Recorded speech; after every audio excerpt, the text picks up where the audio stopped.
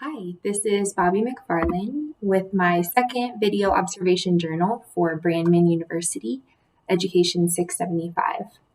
Today I want to talk about the person that I interviewed for my functional behavior assessment, just speaking to a parent. And then I also want to operationally define the student's problem behavior. And I want to explain kind of what I initially learned about the behavior. So I interviewed the student's parent, her mother, and she does most of the work with the student when she's at home. So she knows a lot about the behavior and kind of how long it's been going on. But I will get more into that at the end. After speaking with her and just with my own observations, thinking about the behavior, I operationally defined the behavior, and the label that I would use is submitting insufficient content. And there are multiple problem behaviors with this student, but this is the one that I want to target for this assignment. And the definition is the student turns in either one word or blank documents for portfolio assignments. So things like essay questions on tests, as well as essay assignments, the student will submit a document with just a single word because something needs to be in there so she can move on to the next lesson, but she's not actually creating content.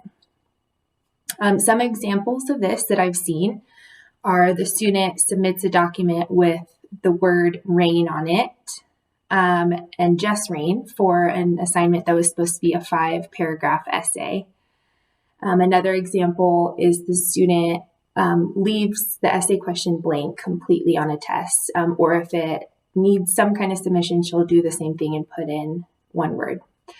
Non-examples are the student submitting a full or even partially completed essay into the Dropbox, and then the student completing an essay question on a test and actually answering the question. What I initially learned about the behavior from talking with the parent is that the student's mood seems to have a lot to do with this behavior showing up. Another thing is that this has been a problem for at least 2 years. She has had this problem coming up with other teachers in other classes. And I also learned that unfortunately a trauma in the student's past seemed to be the trigger or the starting point for this behavior, as well as a lot of her other problem behaviors.